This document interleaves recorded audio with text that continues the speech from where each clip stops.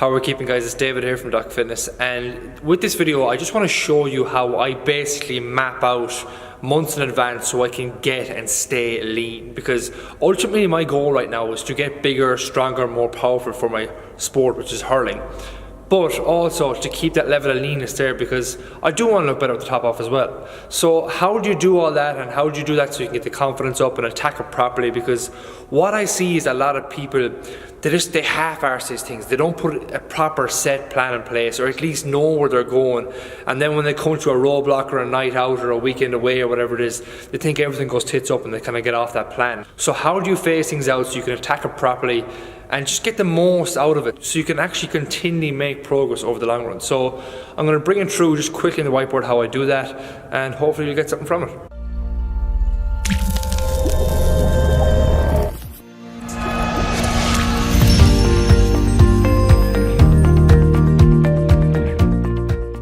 So with this kind of stuff these days, I take it nearly for granted, because we map it out for our clients, we make it easy for them going forward. But there's just 2 points that you need to be clear of with this. Phasing for getting lean. Number one, it's going to be dependent on your level of leanness. And what I mean by that is how much body fat you're holding onto right now. Because if you're, let's say, well above 20% plus body fat, you're going to have a longer dieting phase to drop off that body fat to make it more sustainable. But we'll talk about that in a second anyway. So I'm going to show you a simple example of what I did last year and kind of how I manipulated that, because once we came off December, I was kind of hovering between 12 to 15% body fat. And then once from there, I kept in the gaining phase. I was training enough, I was eating enough to build muscle tissue. And basically, once I got to a kind of stage where I was kind of coming back into hurling, we went skiing in March, I went to a phase where I just kind of relaxed a bit. I didn't get as stressed out with the food and the training and stuff. I just enjoyed my training and I enjoyed my eating.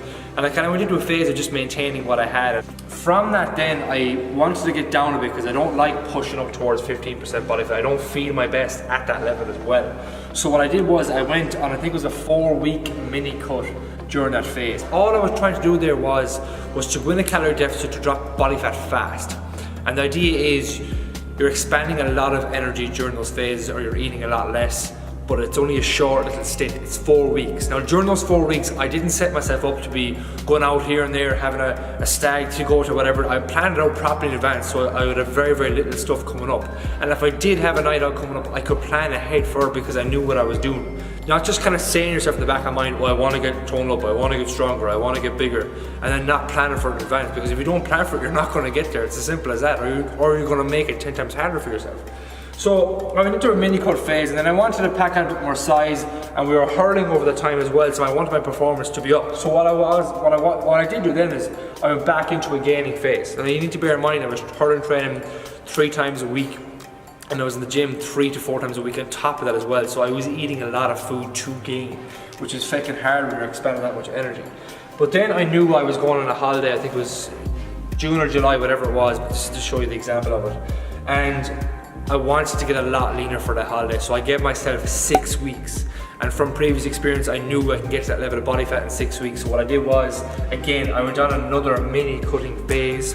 I knew there was a light at the end of that tunnel. I think 3 weeks into it, we had a big night out with friends. But again, I planned for that in advance, and I didn't upset my progress. I was hurling as well on top of that, so it was very, very easy to drop that body fat because I was doing so much exercise on top of it all as well. So what I'm trying to get at is, I had that kind of roughly planned out in phases, and I put little mini cuts in where I thought they were best needed. Now if I wanted to get seriously lean, I'm probably going to prolong that over a more sustainable phase, because I don't want to be walking around starving hungry, not having the performance in the gym or in the pitch, whatever it is. So that is where a longer, let's say, dieting phase will come into play if you're looking to get seriously lean. If you're someone who's plus 20-30% body fat, you will have to stick to a longer dieting phase as well and make it sustainable for you. Like, go on realistic targets, like a percent down of your body fat every single week is the easiest way to go by that. But again, if you're somebody who is, we'll say, sub 15% body fat, going on a 4 to 8 week mini cut is a perfect phasing method you can do for that. And again, a 12 to 16 week long phase, we don't really like going over that, because even though you might have a goal that it takes you 6, 7, 8 months, a year to get there, you want to factor in periods where you're going to have a break. So during that 12 to 16 week long period of dieting, You might have nights out in there. There might be a week-long break after week 8 where you just completely relax with your food and just enjoy things and kind of eat on a maintaining level. And then you come back into your next phase again. You might be up a pound or 2, who gives a shit, but you attack it harder, you're more motivated rather than doing a big, massive, long phase where it's just never ending. You know there's a bit of a light at the end of the tunnel, and then as well you'll incorporate things like maybe weekends, you might just take it mentally off, that kind of stuff. So it doesn't mean that you have to be super strict and rigid, it just means you have a phase planned and you're planning for upcoming events in advance.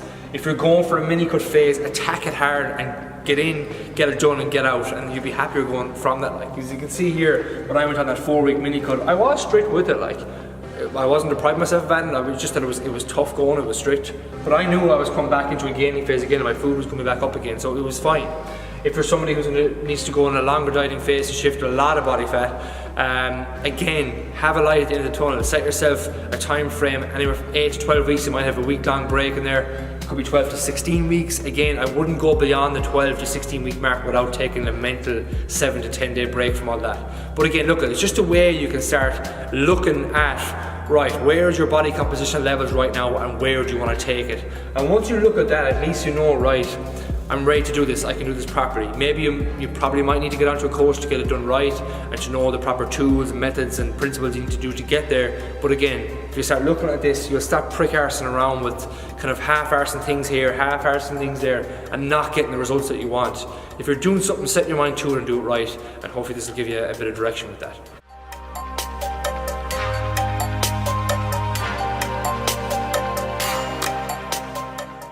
As always, if you know of any friends that could do it here in this, or do you think they might benefit from it, tag them underneath this video, share it with them. And if you're not on the YouTube channel yet, if you want to subscribe to see more of these type of videos, or if you want to leave a comment to what you want to see next, or if you're unsure of, yeah, subscribe there and we'll chat to you soon.